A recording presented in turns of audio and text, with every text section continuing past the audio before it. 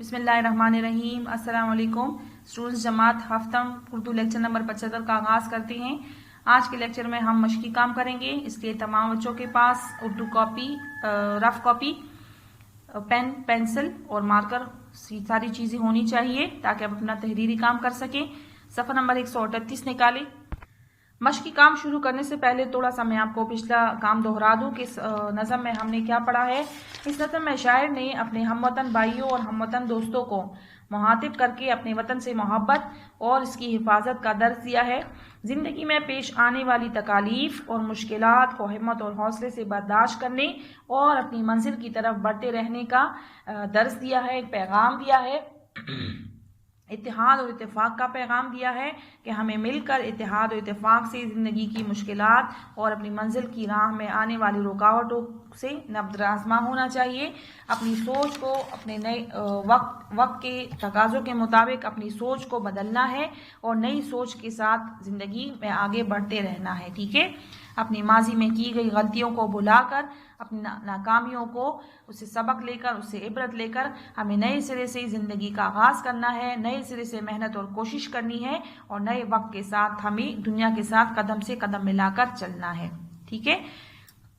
شاعر اس کی صوفی تبسم ہے۔ اس کی مشق کی طرف دیکھیں۔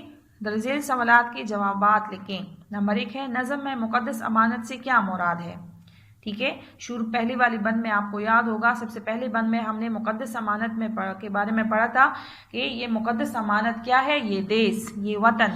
اس نظم میں شاعر نے اپنے وطن، اپنے دیس کو مقدس امانت جو ہے کہا ہے۔ یہ وطن جو ہے، یہ دیس، یہ ہمارے بزرگوں کی قربانیوں، ان کی کوششوں، ان کی بے پناہ محنت کا نتیجہ ہے۔ یہ ہمارے پاس ان کی ایک مقدس امانت ہے اور اس کی حفاظت ہم سب کا اولین فرض ہے، ٹھیک ہے۔ نظم میں مقدس امانت سے مراد ہمارا پیارا وطن، ہمارا دیس پاکستان ہے، جو ہمیں اپنے بزرگوں کی قربانیوں، بے انتہا کوششوں کے بعد ورثے میں ملا ہے، ٹھیک ہے۔ یہ وطن ہمارے بزرگوں کی مقدس امانت ہے ہمارے پاس اور ہم اس کے امین ہیں، امانت دار ہیں، ٹھیک ہے۔ سوال نمبر 2، شاعر نے اس نظم میں کس عزم اور ارادے کا اظہار کیا ہے؟ اس کا جواب ہم اس طرح لکھیں گے، نظم میں شاعر نے اپنے حالات بدلنے، اپنی سوچ بدلنے، زندگی کی مشکلات اور تکالیف کو متحد ہو کر ختم کرنے، اپنی منزل کی راہ میں آنے والی رکاوٹوں کو مل کر اتحاد سے، اتفاق سے متحد ہو کر ختم کرنے اور نئے وقت کا ساتھ دینے کا عزم و ارادہ کیا ہے۔ اپنی ناکامیوں اور اپنی محرومیوں پر رونے کی بجائے، افسوس کرنے کی بجائے نئے سرے سے کوشش اور محنت کر کے اپنی منزل کی طرف آگے بڑھتے رہنے کا درس دیا ہے، اس کا عزم و ارادہ کیا ہے، ٹھیک ہے۔ نمبر ج ہے، وطن کی حفاظت کے لیے متحد ہونا کہاں تک ضروری ہے؟ ٹھیک ہے، وطن کی حفاظت کے لیے متحد ہونا کہاں تک ضروری ہے؟ اس کا جواب ہے، وطن کی حفاظت کے لیے متحد ہونا بے حد ضروری ہے۔ جیسے کہ مشہور کہاوت ہے، اتفاق میں برکت ہے، ٹھیک ہے۔ تو وطن کی حفاظت کسی ایک بندے کی بس کی بات نہیں ہے، یہ وطن ہم سب کا ہے، یہ ہم سب کی پہچان اور ہم سب کی دنیا میں ہماری پہچان اور شناخت ہے۔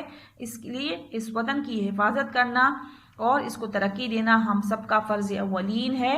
وطن کی حفاظت ہم اتفاق اور اتحاد سے ہر مشکل اور ہر مصیبت کا ڈٹ کر مقابلہ کر سکتے ہیں اور اپنے وطن کو ہر طرح کی مشکل سے نکال سکتے ہیں۔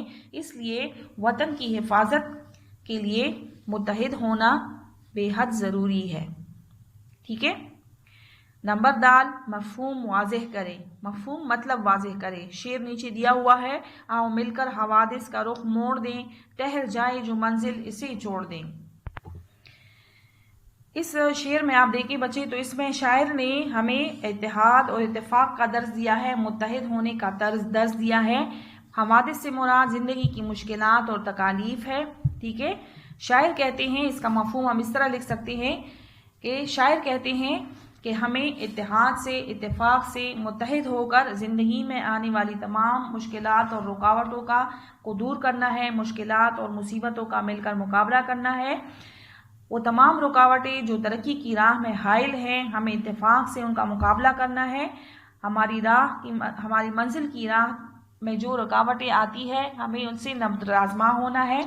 شاعر کہتے ہیں کہ ٹہر جائے جو منزل اسے چھوڑ دے، کہ اگر ہم ایک مقصد کو پا لیں تو ہمیں اسے آخری منزل نہیں سمجھنا چاہیے، بلکہ ہمیں اس کو چھوڑ کے آگے بڑھنا ہے، ٹھیک ہے، ہمیں مزید ترقی کرنی ہے، کیونکہ مسلمان جو ہے وہ ایک ایسی قوم ہے کہ جس کی منزل جو ہے وہ آسمانوں سے بھی آگے ہے، ٹھیک ہے، مسلمان کی منزل آسمانوں سے بھی آگے ہے، جس طرح علامہ اقبال نے اپنے ایک شعر میں اس کا ذکر کیا ہے کہ ستاروں سے آگے جہاں اور بھی ہے، ابھی عشق کے امتحان اور بھی ہے، یعنی مسلمان کی منزل جو ہے وہ صرف یہ دنیا نہیں ہے، بلکہ اسی مسلمان کو آگے آسمانوں سے بھی آگے اس کی منزل کے لیے آگے بڑھتے رہنا ہے، ٹھیک ہے، اس کائنات میں موجود تمام چیزوں کو مسخر کرنا ہے، ٹھیک ہے، تو ایک منزل پانے کے بعد ہمیں رکنا نہیں ہے، بلکہ ہمیں آگے بڑھتے ہی رہنا ہے۔ اس میں ہمیں جہد مسلسل کی دعوت دی گئی ہے، کا پیغام دیا گیا ہے کہ ہمیں مسلسل محنت کرنی ہے، ہمیں مسلسل آگے بڑھتے رہنا ہے، ایک جگہ پہ رکنا نہیں ہے، ٹھیک ہے۔ مترادف الفاظ ہے بس ہمارے پاس سوال نمبر 2، مترادف ہم معنی الفاظ، ٹھیک ہے، مترادف وہ الفاظ جو ایک جیسی معنی رکھتے ہیں، ایک جیسے معنی رکھنے والے یا ہم معنی الفاظ مترادف الفاظ کہلاتے ہیں۔ دیس ملک یا وطن، کہنا پرانا، تابع روشن، روشنی نور، بشر آدمی، آس امید۔ دوبارہ دیکھیں، مترادف ہم معنی الفاظ دیس ملک یا وطن، کہنا پرانا، تابع روشن، روشنی نور، بشر آدمی، آس امید۔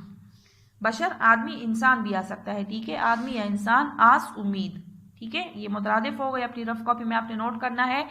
مترادف جو ہے وہ آپ نے اردو پین سے لکھنے ہیں، اور یہ الفاظ جو ہے جو بک میں دیے گئے ہیں یہ آپ لوگوں نے مارکر سے لکھنے ہیں، ٹھیک ہے۔ اس کے بعد ہمارے پاس سوال ہے، درج ذیل کے ہم آواز الفاظ نظم میں سے تلاش کر کے لکھیں۔ ہم آواز الفاظ جس کو ہم قافیہ بھی کہتے ہیں، ٹھیک ہے، ہم قافیہ شروع میں نے آپ کو بتایا تھا، ہم آواز الفاظ کو ہم قافیہ الفاظ بھی کہتے ہیں، قافیہ الفاظ یعنی ایک جیسی آواز رکھنے والے الفاظ، ٹھیک ہے۔ تو یہاں پر ہمارے پاس اگر ہم پیچھے دیکھیں، نظم میں ہمارے پاس امانت ہے، امانت کے لیے دولت، امانت، ٹھیک ہے، اور اگر نظم میں سے ڈھونڈنے ہیں امانت اور دولت، ٹھیک ہے۔ دوسرا ہمارے پاس لفظ ہے چلن، چلن کا تو نظم میں ہمارے پاس مترادف کوئی ہم آواز الفاظ لفظ نہیں ہے، وطن ہے، لیکن وطن تو چلن کا ہم آواز الفاظ نہیں بن رہا، ہم اپنی طرف سے اس میں چمن لکھ سکتے ہیں، ٹھیک ہے، چلن، ملن اور چمن، ٹھیک ہے، یہ ہم آواز الفاظ ہو سکتے ہیں۔ پھر ہے یہاں پہ جوڑ، جوڑ کا نظم ہے ہمارے پاس، جوڑ یہاں پہ اگر آخری بند میں ہم دیکھیں، یہاں پہ ہے موڑ اور چھوڑ، ٹھیک ہے، موڑ چھوڑ، لفظ ہمارے پاس ہے موڑ، تو نظم میں اس کا ہم آواز لفظ ہے چھوڑ، ٹھیک ہے۔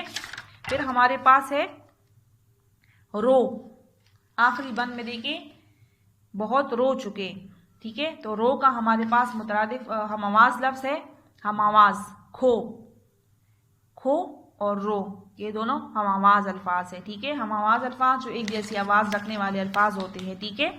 امانت، دولت، چلن، چمن، موڑ، چوڑ، رو، کھو، کھو، یہ اس میں سے نظم میں سے ہم نے نکالنے ہیں، ٹھیک ہے۔ پھر سوال نمبر 4 ہے ہمارے پاس، حب وطن پر 4 پیراگراف کا مضمون لکھیں۔ حب وطن، حب وطن سے مراد کیا ہے؟ وطن کی محبت، یعنی ہمیں اپنے وطن سے محبت ہے تو کس طرح ہونی چاہیے، وطن سے محبت کا کیا مطلب ہے، ٹھیک ہے۔ تو 4 پیراگراف کا آپ نے مضمون لکھنا ہے۔ مضمون میں سب سے پہلے آپ کو یاد ہوگا، سب سے پہلے آپ نے تمہید لکھنی ہے، 6 سرخیاں لکھنی ہے، پھر تمہید آغاز کرنا ہے نظم کا، ٹھیک ہے، مضمون کا۔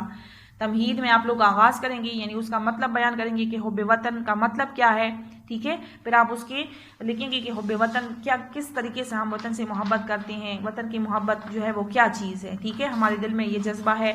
اور پھر 4 پیراگراف میں آپ نے اس کو ڈیٹیل سے کرنا ہے، آخری والے پیراگراف میں آپ نے اس کا نچوڑ نکالنا ہے کہ اس تمام بحث کا کیا مطلب ہوا، ٹھیک ہے۔ تو 4 پیراگراف میں آپ لوگوں نے حب وطن پر مضمون لکھنا ہے، یہ آپ کا ہوم ورک ہو گیا اپنی رف کاپی میں، جس میں آپ نے کام نوٹ کیا ہے اسی میں آپ نے یہ سارا لکھنا ہے، ٹھیک ہے۔